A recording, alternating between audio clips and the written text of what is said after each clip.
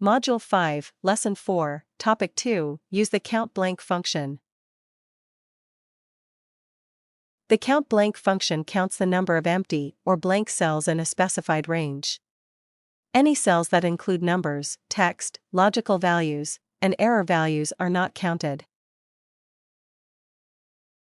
Cells that contain 0 are not considered blank and will not be counted because 0 is a number.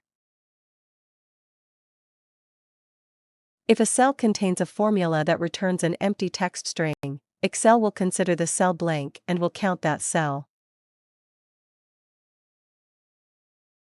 The function begins with an equal sign, followed by the name and opening parentheses. The range argument is required and refers to a range of cells to be evaluated.